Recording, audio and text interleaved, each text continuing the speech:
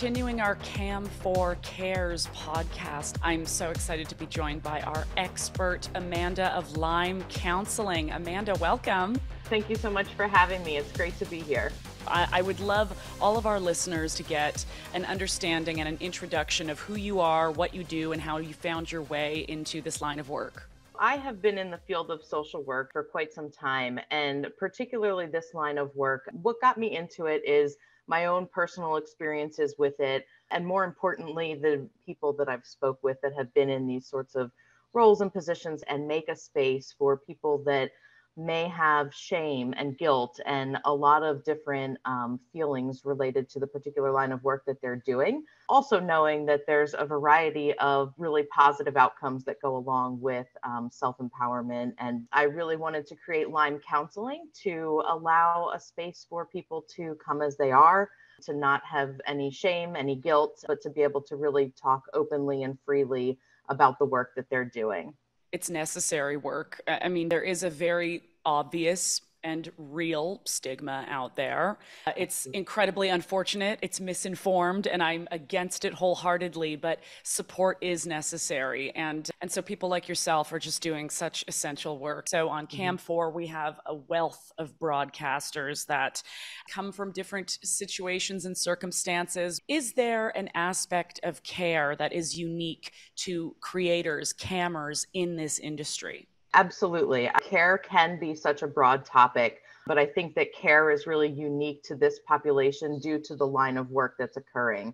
So we know that this role can really take a lot on a person physically, socially, mentally, and to really be well and aware of those different aspects. I've heard from many individuals that they're spending well over 8 hours a day, over 40 hours a week on a screen, right? Which we know the implications that can give on physical health, not even to mention just being socially drained from being on a screen. And that could also be very isolating at times.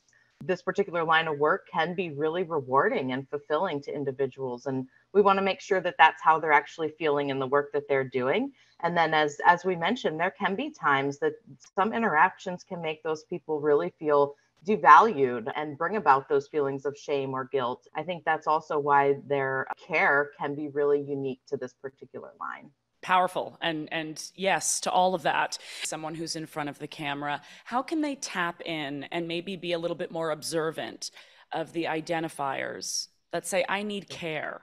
What are the signs that care is needed?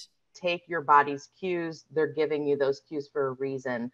One is feeling burnout. So are you feeling emotionally or physically exhausted, worn out, drained? Are you feeling detached from the work that you're doing? Do you feel like you're really not present in the work and or in your everyday life outside of work? Feeling you are having too much work to do, and then possibly being avoidant. Are you spending a couple hours a day sitting there mindlessly scrolling through Facebook, Twitter, TikTok, all of these social media things that are a very easy escape for us nowadays?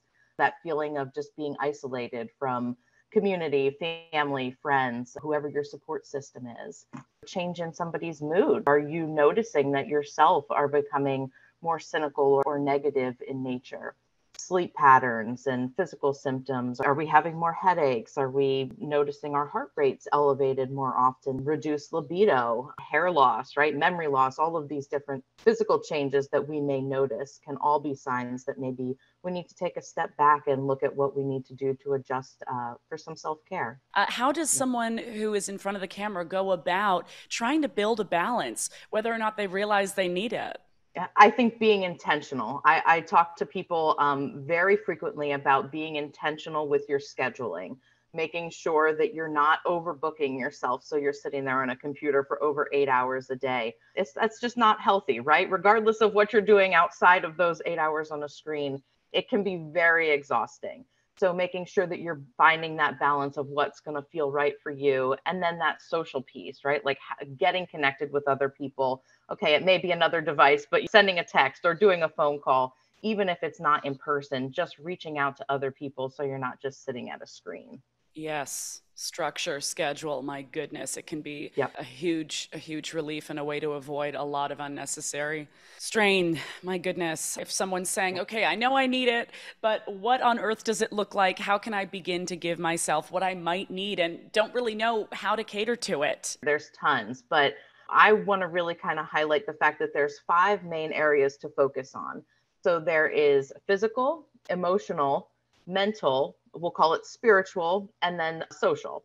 So physical, of course, everyone's very familiar, eating our healthy foods, exercising, dancing, making sure that our body feels good, massages, all of those things fall under physical.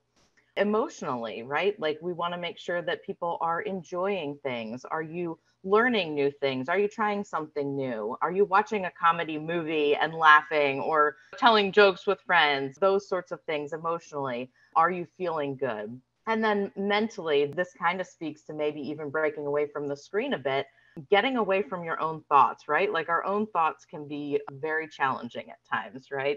So if we do things like painting, drawing, gardening, singing, listening to things allow us to shift our mind away from our own thoughts that allows us to focus on something else. And also in that one can be things like journaling. And then therapy, of course, would be navigating those thoughts, getting help for that. And then spiritual does not necessarily mean religious. This really simply means connecting with things that are larger than yourself.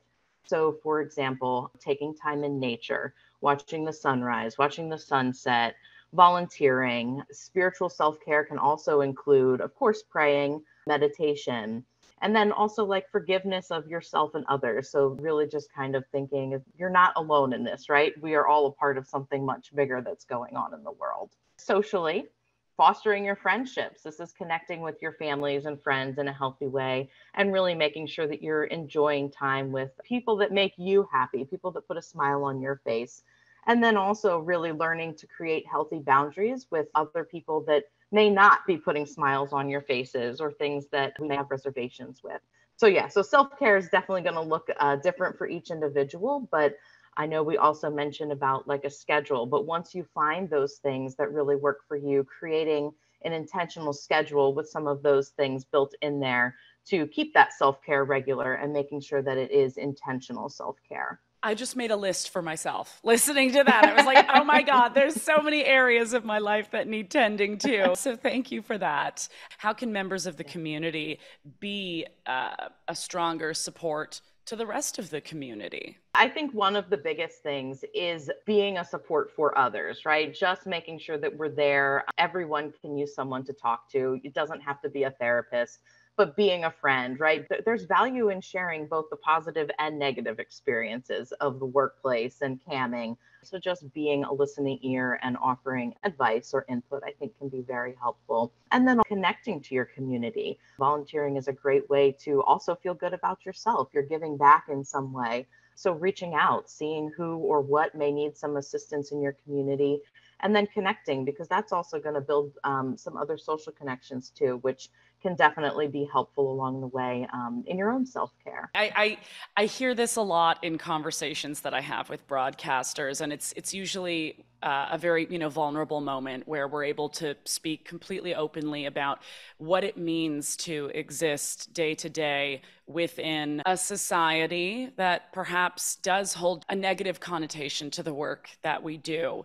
Is there any direct piece of advice that you have to kind of tackle that mindset or to kind of tackle that bullying threat that may be on some of us? Finding that community for yourself is the biggest piece. Knowing that, of course, not everyone is going to understand and accept the work that's happening. And we can still have relationships with those people, right? Oftentimes, these are family members. Oftentimes, family members don't know of the work that we're doing, right? Like these are the things that come up.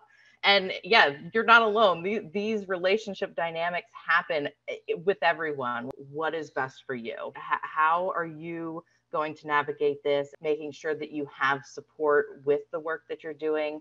And again, that may not be friends or family. That may be a very separate part of your life, which I think is okay too. Finding that balance of what is going to feel best for you and make the most sense for you to live your authentic self. I think that helps to maybe settle it a little bit more in people's minds as well. I love it. Amanda, thank you so much for You're today. welcome. For people that are interested in getting in touch with you or learning more about Lyme counseling, where can they find that information? Yes, very easy. You can go to our website. It's www.lymecounseling.com. And on there is information, a contact us form, email, phone number, all of the wonderful stuff. Thank you once again. This was so special, and I'm honored to have had this moment to chat. Thank you so much for having me. Take care. See ya. Bye now. Bye.